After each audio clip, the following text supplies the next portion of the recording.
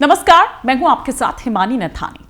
आज बात social media पर सामने आए ईरान के एक नए वीडियो की कर रहे हैं, जिसकी जमीनी हकीकत क्या है वो बेनकाब कर रहे हैं। राजधानी तेहरान के दक्षिण में स्थित कहरिज़क शवगृह में शवों की कतारें दिखाई दे रही हैं। काले बॉडी बैग्स जिसमें लिपटे हुए इन शवों के बीच अपने जो हैं वो अपनों को तलाशते हुए बदहवास नजर आ रहे हैं। वो परिजन जो दर्दनाक तस्वीरें आपके सामने हम आज पेश कर रहे हैं। और इसी बीच अमेरिकी राष्ट्रपति डोनाल्ड ट्रंप ने ईरान के लोगों से विरोध प्रदर्शन जारी रखने की अपील की है। ट्रंप ने कहा है कि मदद रास्ते में है। ये प्रोवोकिंग स्टेटमेंट जो है डोनाल्ड ट्रंप की ओर से लगातार सामने आ रहे हैं। इधर मानवाधिकार कार्यकर्ताओं के मुताबिक ईरान में चल रही इस खूनी कार्रवाई में अब तक करीब 2400 लोगों की जान जा चुकी है। हालांकि इससे भी कहीं बड़ा आंकड़ा जो है वो सामने निकल कर आ रहा है। ट्रंप ने तेहरान की धार्मिक सरकार को सख्त चेतावनी देते हुए कहा कि अगर प्रदर्शनकारियों को फांसी दी गई तो अमेरिका ईरान के खिलाफ एक बहुत बड़ी और कड़ी कार्रवाई करेगा। यह चेतावनी ऐसे वक्त में आई है जब रिपोर्ट्स के मुताबिक ईरान आज अपना पहला प्रदर्शनकारी फांसी पर चढ़ाने की तैयारी में है। मानवाधिकार संगठनों के अनुसार एक 26 वर्षीय इरफान सुल्तानी, जिन्हें पिछले हफ्ते कराज में विरोध प्रदर्शन के दौरान गिरफ्तार किया गया था, उनको बिना उचित और निष्पक्ष सुनवाई के आज फांसी दी जा सकती है। ईरान में इंटरनेट और संचार सेवा जितनी भी है उन पर सख्त पाबंदियां हैं, जिसके बीच एक अहम खबर यह भी है कि एलन मस्क की कंपनी स्पेसएक्स ने कथित तौर पर ईरान में स्टारलिंक सैटेलाइट इंटरनेट सेवा मुफ्त में उपलब्ध कराने की पेशकश की है। हालांकि इसको लेकर भी जो छापेमारी है वो हमने अभी देखा पिछले कुछ दिनों में किस तरह से देखने को मिली। और जहां जहां ये सैटेलाइट इंटरनेट दिखाई दिया उन घर में गिरफ्तारी की गई। अमेरिकी संगठन होलिस्टिक रेजिलियंस के मुताबिक जिन लोगों के पास स्टारलिंक्स रिसीवर्स हैं वो बिना किसी शुल्क के इंटरनेट का इस्तेमाल कर सकते हैं। ये तो एलन मस्क कह रहे हैं। लेकिन इस बीच व्हाइट हाउस के विशेष दूत स्टीव विटकॉफ ने ईरान के निर्वासित पूर्व क्राउन प्रिंस रजा पहलवी से एक गुप्त रूप से मुलाकात की है। और जो रिपोर्ट्स आ रही है उसके मुताबिक इस बैठक में ईरान में चल रहे विरोध प्रदर्शनों पर चर्चा हुई है। रजा पहलवी इन आंदोलन में एकजुटता के प्रतीक के तौर पर उभर कर सामने आए हैं। रजा पहलवी ने राष्ट्रपति ट्रंप से अपील की है कि ईरान के धार्मिक नेतृत्व के खिलाफ जल्द और निर्णायक कार्रवाई की जाए। ईरानी अधिकारियों का यह दावा है कि उन्होंने देश में हालात पर फिर से नियंत्रण पा लिया है। हालांकि मानवाधिकार संगठनों का आरोप है कि सरकार प्रदर्शनकारियों पर गोलियां चला रही है और इंटरनेट बंद कर सच्चाई को दबाने की कोशिश कर रही है। देश में यह इंटरनेट ब्लैकआउट अब 5 दिनों से ज्यादा वक्त से भी जारी है। एक न्यूज चैनल को दिए गए इंटरव्यू में ट्रंप ने साफ कहा कि अगर ईरान ने प्रदर्शनकारियों को फांसी दी तो अमेरिका हस्तक्षेप करेगा।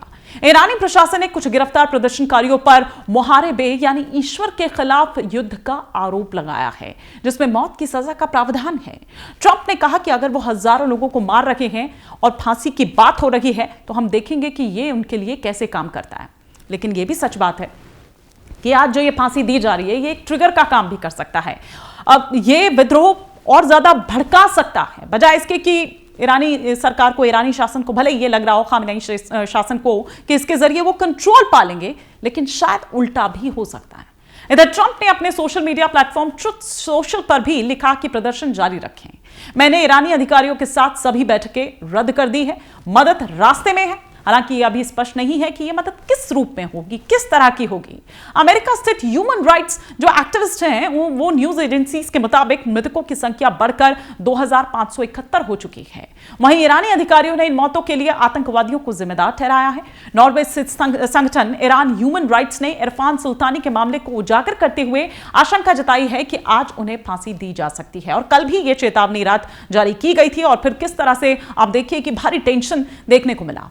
ईरानी सरकारी मीडिया का दावा है कि सुरक्षा बलों के कई जवान भी मारे गए। सरकार ने इसके चलते 3 दिन के राष्ट्रीय शोक का ऐलान किया और तेहरान में सामूहिक अंतिम संस्कार की घोषणा भी की गई। Supreme leader Ayatollah Ali Khamenei ने सरकार समर्थक रैलियों को यह कहते हुए सराहा है कि इससे यह साबित होता है कि विरोध आंदोलन विफल हो चुका है। ईरान के राष्ट्रीय सुरक्षा प्रमुख ने अमेरिकी राष्ट्रपति डोनाल्ड ट्रंप और इजराइल के प्रधानमंत्री बेंजामिन नेतन्याहू को ईरानी जनता का मुख्य हत्यारा करार दिया है। कुछ इलाकों में अंतर्राष्ट्रीय कॉल सेवाएं आंशिक रूप से बहाल की गई है, लेकिन केवल आउटगोइंग कॉल्स के लिए ही, और नेटवर्क अब भी अस्थिर बना हुआ है।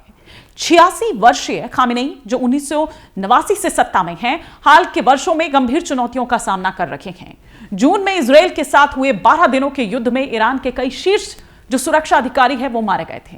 जर्मन चांसलर फ्रेडरिक मर्ज ने यह कहा कि जब कोई शासन केवल हिंसा के सहारे सत्ता में टिका रहता है तो उसका अंत तय होता है।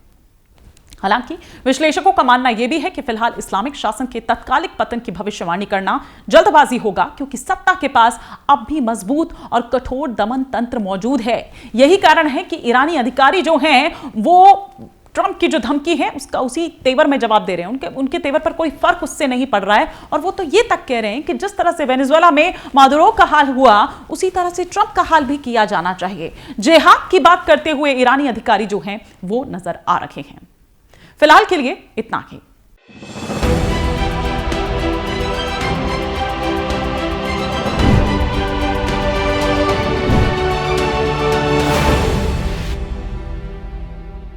आपके मोबाइल पर तुरंत आएगी ब्रेकिंग न्यूज। स्क्रीन पर सबसे पहले दिखेगी बड़ी खबर। देश दुनिया की हर खबर एक जगह। अब आपके मोबाइल पर तुरंत फटाफट इंस्टॉल कीजिए न्यूज नेशन ऐप और रखिए खुद को अपडेट।